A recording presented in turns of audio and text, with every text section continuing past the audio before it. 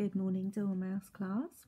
I am really pleased to hear that you have been enjoying the story this week of Rosie's Walk. Here it is. What we're going to have a go at doing today is drawing a simple story map for the story. So there is a cartoon version of the story for you to remind yourself, or you can go back to yesterday's blog and have another listen to me reading the story to you. And also use your sequencing that you did in yesterday's activity. This will help you. I'm going to see how well I can remember it now. I think, first of all, Rosie went across the yard and then around the pond. She then went over the haystack, past the mill, through the fence, and lastly under the beehive before she went home. So what we're going to do, I'm just going to put those up here to help me remember the right order, and I'm going to use them to draw a simple story map. And the easiest way to do this, you can either have your paper this way around, landscape, or you can have it portrait. I'm going to have mine landscape, and I'm going to draw a line starting here. It's going to go from left to right, and it's going to finish over here. So at the start of the story, Rosie starts in her home. There it is, her chicken coop. You're used to my silly drawings, so you'll be able to see and know what that is. Now the first thing she does in the story is go across the yard. So we're going to use simple drawings. Oh no, now I'm putting myself on the spot, so I'm going to draw a fence. And I'm going to draw what might look like a tractor, or it might not.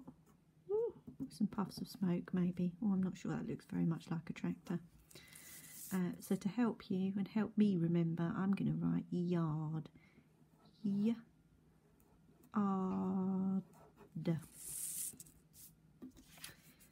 The next part of her journey is going around the pond. So I'm going to do this over here. I'm going to draw a pond. I can colour it in later. I'm going to draw some reeds by the pond. I might even attempt, Mrs. Cooper would giggle at this point, because I'm useless at drawing birds. There's a duck. It's a duck. I promise you it's a duck. And we're going to write pond. P-O-N-D. Where does she go next? Over the haystack. Oh, this should be an easy one for me to draw. I can't possibly go wrong with this one. Haystack like that. And I'm going to draw a little farmer's fork to go with it. And we're going to have a go at haystack. So that's a two-part word, haystack. So we'll go A, stack, st-ack, st-ack, st-ack. Do you remember from the other day what goes on the end of the k? A kicking k. Well done. So over the haystack. Oh, this one's going to be a tricky one. Past the mill. And let's do the mill over here. It's kind of this shape. Kind of has that on the top. And it has these lovely sails. Oh, I'm quite pleased with my mill. M-ill, mill. Remember, we used two letter L's, but they still just make the one L sound.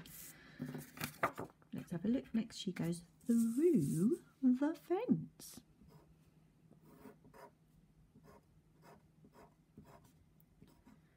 So I'm going to make that bit pointy on top. Through the fence is a funny spelling. It sounds like it should have a snake, a s sound. It's actually got a curly K, but because it's got a special friend on the end, the E, it turns that K into a soft S sound, so fence. And then the last part of the story, she goes under the beehive.